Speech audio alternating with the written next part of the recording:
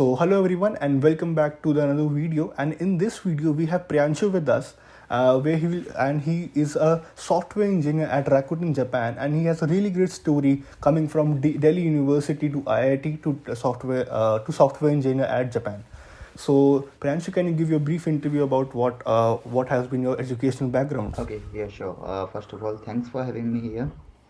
Uh, Coming to my background, I was born in Uttar Pradesh and Delhi NCR basically, and then I did my basic schooling from there only. After that, I wanted to go in engineering because of my grades and all, and then later on, Yeah, after absolutely. a lot of discussions, a lot of consultations, I ended up going in Delhi University for my bachelor's in mathematics honors because of the simple reason that I was loving it very much and I was not finding a lot of ways in chemistries and other subjects. So I thought, okay, let's do mathematics honors, and Delhi University was the go-to option for me. I did my 3 years of graduation there, and meanwhile I was involved in a lot of extracurricular activities, learned a lot of things, met very good people, still connected with them. uh, in these 3 years, one of my seniors, like, he introduced me to this exam called IIT JAM. So this is basically a master's entrance exams in IITs. I never knew that my vision of going into IITs, which was not successful in bachelors, would be possible in masters. So I Absolutely. prepared for that exam for around 1.5 year, and yeah, but the serious study was only the last 3 to 6 months basically. So that was a good period, and I got something around 240 rank. At that time, I took admission in IIT Guwahati All because India of a rank simple 240, fact. right? Yes, because of a simple fact that IIT Guwahati was providing me mathematics and computing. So I basically started preparation of IIT JAM just because of IIT Guwahati. So Okay. I was very happy that I was getting the same college that which I was always dreaming of, and 2 years of IIT Guwahati. It was very good. I was having no background of software engineering, no background, not even a technical stuffs. So that was very new to me. I learned a lot of stuffs, and then back in December 2021, we got an offer from Rakuten Mobile. Okay. So just to add to it, did you have any problems learning or getting into IIT because you had an background from Delhi University? No, because my exam was conducted for mathematics portion only, so I didn't have any Okay. a problem because I think I was good at mathematics back at that time. So this was sufficient for me to reach that. This led me to IIT Guwahati. I guess there was no Okay. difficulty. Just slight difficulty became when I started studying in IIT Guwahati, when I was introduced to the programming languages, because those things were very new to me. The entrance Okay. exam had only questions of mathematics. Okay. So you started learning programming in bachelor's itself, or you had the first taste in masters only? No, I had no background of computers. I never studied computers after my eighth class. And till eighth class, the only basic stuffs Yeah. like Only the Microsoft basic Office and stuff. MS Paint, and they just do these kind of Yeah. stuff. So after eighth class, I left computer science. After that, till my BSc, I was very fascinated how these websites work, how apps are developed, but I never had a way that how to go ahead. Then, as soon as I got into IIT Guwahati, I met with one of my senior. He guided me like what is software engineering, what are data engineers, like what can you do ahead, what are the lives, what are the perks, what are the pros, cons. He introduced me everything, so I decided to study. So yeah, sort of I studied coding in my final semester of my graduation when I was very sure that I'm going to get into IIT Guwahati. Okay. And so what was your tech stack over there? I started with C only, Okay. and uh, like uh, the selection of programming language was pretty clear to me because in my course curriculum we study C in the first Okay. semester.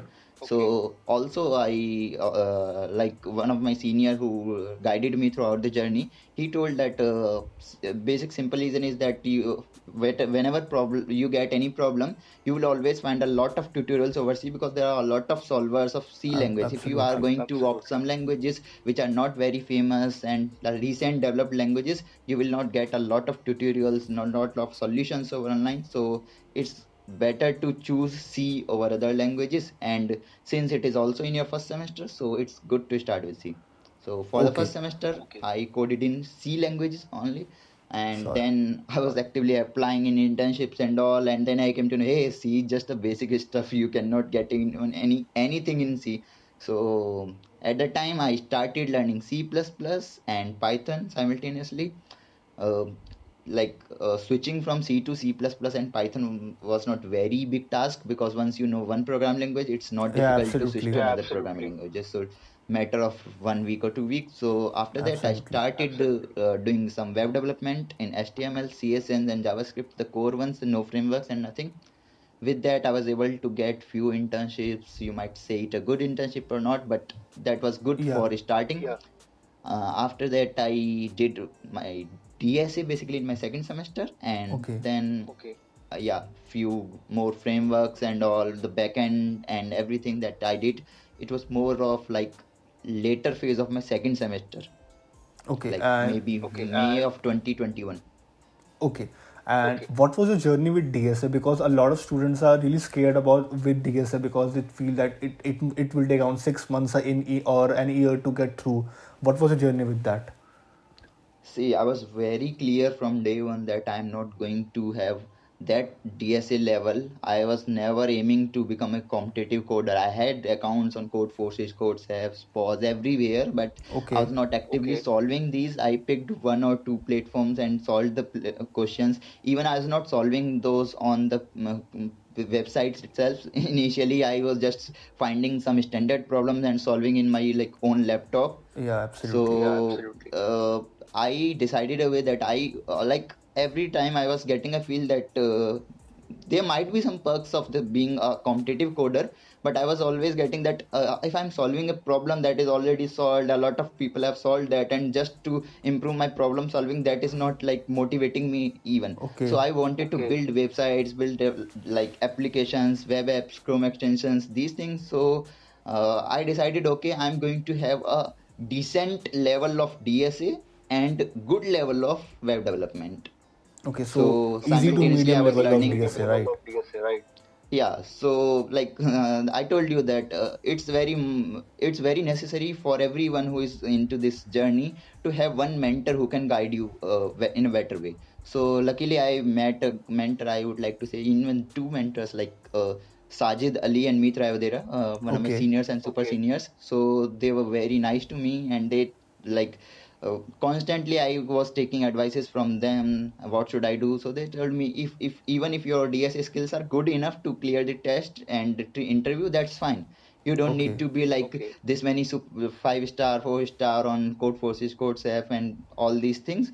If you are able to solve coding questions, if you are able to answer the core concepts of DSA, that's pretty fine. If you want Okay. to go into the development sector, just be a developer, just have the basic knowledge. So I feel that for the knowledge of clearing test in interviews, I had studied DSA for around 4 months, 5 months. So Okay. 4 to 5 months I studied DSA, and like mm, around 100 questions I have solved, not more than Oh that. wow. Okay. Because the People amount always of say questions you that you do have to is solve way less than what 400, is 500 prescribed. questions, cheat sheet and all. So I picked like two questions, three questions from each topic and solved it and then moved it. Okay, great. Because the amount of So questions more of that the you have questions were done. the standard questions only. Oh wow. Because I have been talking to some of my friends and they say like minimum you have to do like 3,000 questions, 4,000 questions to get the best out of best.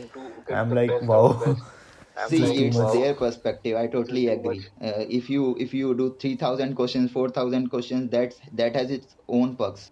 So it has its own perks. For me, it's like for campus placement, I've like checked these three things. That one factor is your CPI, second factor is your development, Okay. and third factor is your placement. So you have to be very good at any two and decent at three, and decent at the third thing. Oh, So if you are having very good CPI, if you are having very good development skills, normal DSA would do. If you are having very good DSA skills, very good programming skills, development skills, normal CPI would do. If you are having very good okay. DSA skills and very good place CPI, then the third thing would do. So you have to have a X factor for your interviewer to choose you. For me, my Okay. CPI was decent. For me, my development skills was decent. For me, my skills tech stack and the projects that I was working on, that was good. I had some experience. So the normal DSA was okay for me. But if you are seeing for a person who is having struggling with their CPI and he didn't have a much experience, and you can say that the projects that he made was not very good, and then he says, okay, I did only 200 questions, so I'm sorry for him. Okay. So as this was your on-campus placement, what was the interview experience or interview process to get into Rakuten? Okay, so specifically for IIT Guwahati, your placement season starts from August in third semester. So for me, it Okay. was August 2021. The placement season started. We have to submit a resume. The resume cross-checking is there by the placement team, CCD. After that, they like submit our resume to a website where company direct can direct access to the resume. So first Okay. step is obviously resume shortlisting. After that, company based on some criteria, their experience, the CPI. So they put some criteria and they select for the test. So Okay. Rakuten did the same, and we were selected for the test. We got the link, and there was two questions in the test. Basic Okay. questions, like with the level of DSA I had. So I was very. It was very easy to solve those two questions. So Okay. like it took me around 20 minutes to solve. 20 to Okay. 30 Wow. minutes. Like questions were basic. One from, I guess, if I'm not wrong, so one from DP and one was Okay. from some sort of number theory. Okay. Yeah, So so that these was two it. questions I solved like 20 to 30 minutes. Even if I took long time, like came to know that few people solved it like 10 to 15 minutes only. So questions were easy. Okay. Uh, so after that, at the time of interview, so like from the span of August to November last, so the companies come and they conduct test. After that, Okay. at the time of like 1st December, our interview season starts. So they put the Yeah. shortlisting, who else got shortlisted from the test. So luckily my name was there in Rakuten. So first day, Okay. my another interview was there. I'm not sure if I can reveal the name, but the interview went very nice. I Okay. was hoping that I would get this company in day one, and that was Okay. really nice company. I was like deliberately asking, hoping that I should go into this company interview. Like till now, whatever interviews I have given, that was the best interview I have ever given. So that was like the best interview. But Okay. unfortunately, my name didn't come through. So I went back to my mentor again, and like I had tears in my eyes. Like, what else do we need to do? I had done everything. Why is not my name there? So that's happened. So that happens. You cannot control that. All you can do is Absolutely. just forget about it and focus on your next interview. So that was like sort of my first interview for placements. I had Okay. given several interviews for internships, but for placement, it was my first interview. So I was Absolutely. having a sort of fear as well that to how is going to happen. So I forgot everything. Had a like vibes of a warrior. Okay, now I have to like do it. Yeah. Absolutely.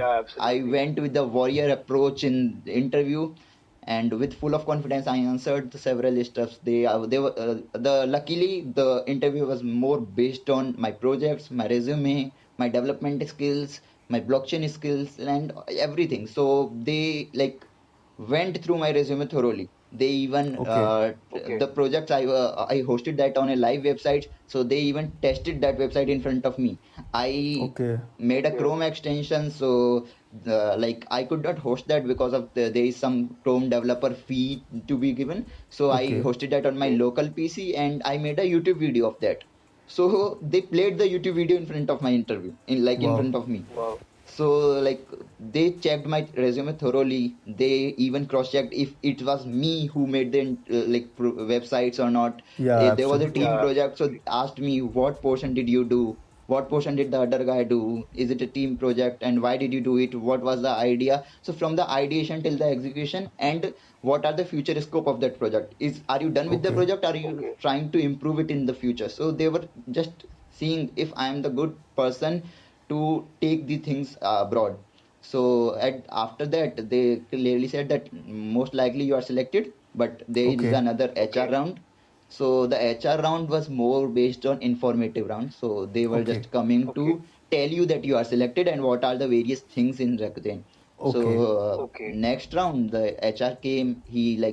We had a very casual discussion. There was like in the background, I'm a big fan of Virat Kohli and RCB. Yeah. So there Same. was a T-shirt hanging. I forgot to drop it off. So there was T-shirt in the background. So he picked the Yeah. T-shirt. He said, "Okay, so you are a fan of RCB. RCB hasn't won the title for last 14 years. What kept you Yeah. motivated for 14 years?" So that was a casual discussion. He himself was a fan of RCB. He was Indian basically. The Yeah. tech round was in interview. The panel was from USA, Okay. Japan, and India. But the HR was from Japan, but he was an Indian. Okay. So after that, like 5 minutes, we discussed on RCB, Virat Kohli, and other things.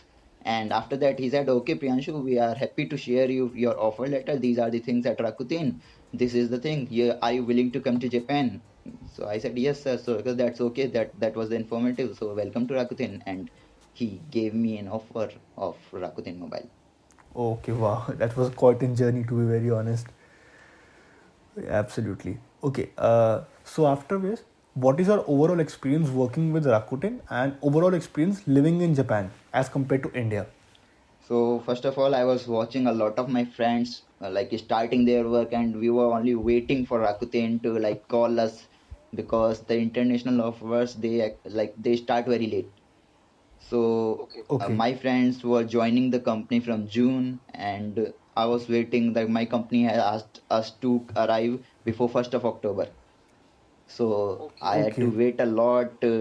It was very excited to visit Japan, to visit Tokyo, to start working in a company like Rakuten. Rakuten is a tech giant here, telecommunication. So it was very exciting. Yeah. So finally, we came to Japan on 13th of September, I guess. Yeah, 14th of September. Basically, we landed in Tokyo. 14th of September. Yeah, so we visited few places, did our bank account, SIM cards, residence card, all these Yeah. several stuffs done.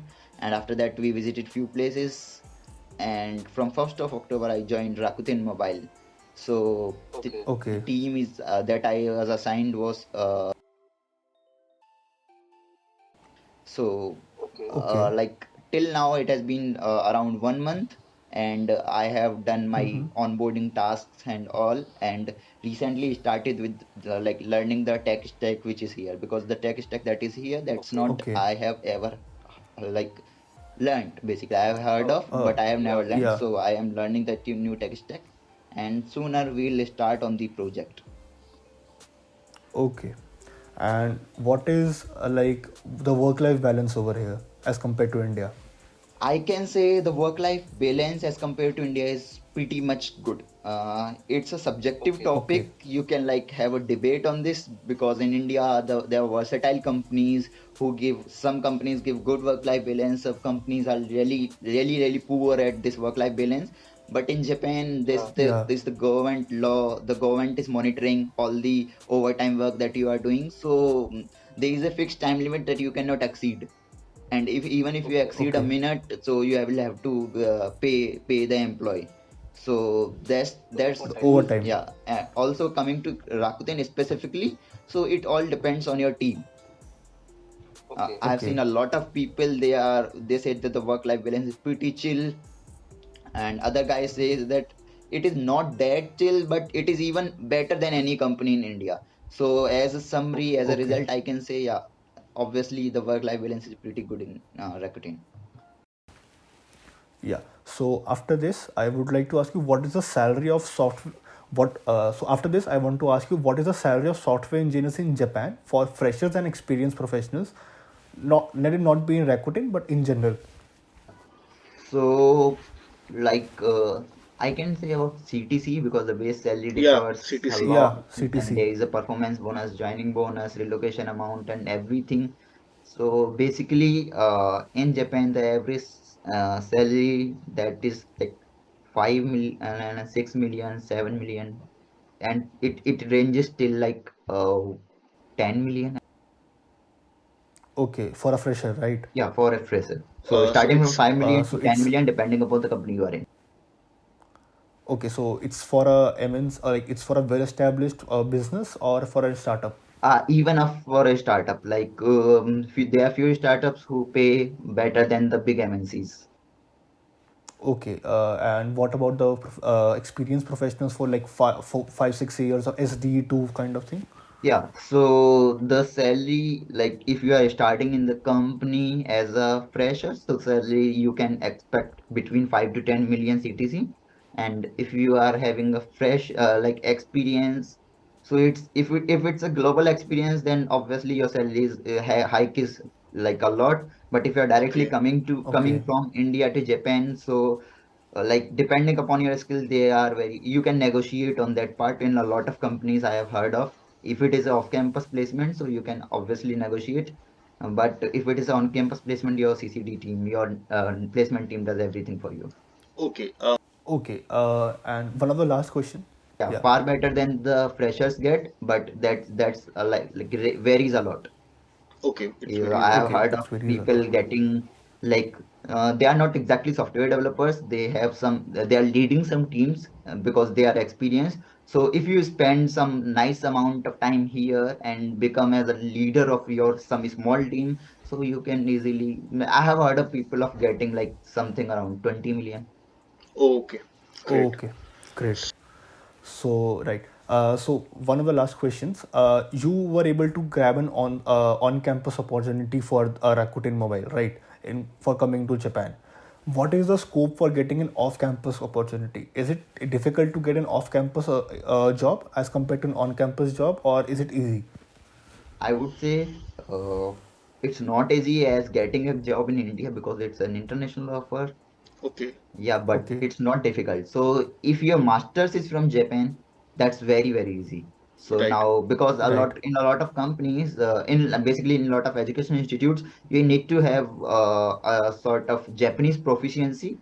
Okay. So if you know Okay, Japanese, a lot of companies are open for you. Okay. okay. So if you are So doing a master's from here, so you have your Japanese proficiency test already. You have your master's from Japan government, and then you are like going into the Japanese company. So this combination makes your life very easy. But if you are coming from outside, if you know Japanese, that will be like I can say very easy in terms of that you will get a lot of companies in numbers. So even if there's one company that is not selecting you, still have a lot of options. But if you are coming from a English speaking country that doesn't, you do not know Japanese and all, so you have limited number of companies because not all companies here, like even like less than 10% companies are there who operate in English. Okay. So okay. you need to have the knowledge of Japanese language. So it depends. If you know Japanese, it's very, very easy. If you do not know Japanese, it is still easy, but the number is less. What is the future for international people coming in tech in Japan? Like for tech. Let me rephrase. What is the future for tech jobs in Japan? What is the in what terms are you saying? I'm not getting that. Like the growth Like and stuff. the growth and stuff. Oh, okay, okay. So since it is very August, Japan is a tech country. So here everything you will see that in the basic stuffs like that you see in India, there's men worker there. So you will see a lot of technologies here which replaces the human work. Okay. So Okay, definitely the growth is never going to die here because they are everywhere where technology is possible, they are using technology and not using manpower. And when it comes to the growth, Japan is among the first country to adopt the technology. Yeah. yeah. So as I am much into the blockchain side, so you can see that in India, the recent interviews, you have heard of the what's the take of Indian government. So they are not accepting blockchain technology a lot. Yeah. Yeah. They are even like I guess introducing a digital rupee, but they are Yeah. not like Yeah. validating the bitcoins and other Yeah. cryptocurrencies. So they are Yeah. having their own cryptocurrencies, which is authorized. Yeah. So Yeah. that is the thing that India is. I with total respect to India, but one thing is that India is among the one of the like not among the first countries who accept the technologies first.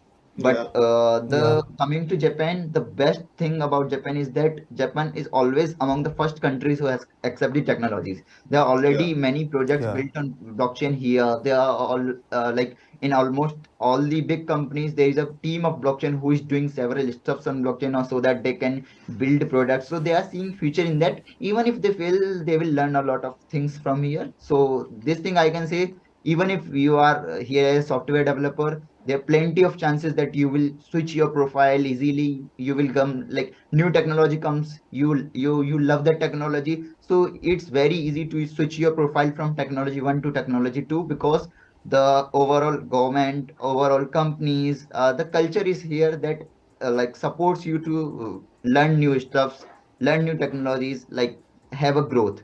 So Okay. that's the thing that I would Okay. like to compare to India. But have like living life in India is has its own perks. Yeah, Like absolutely. Yeah, absolutely. Yeah, so the this Yeah, was it so for lifestyle in this India was yeah. it is for, yeah. like it's awesome. Yeah.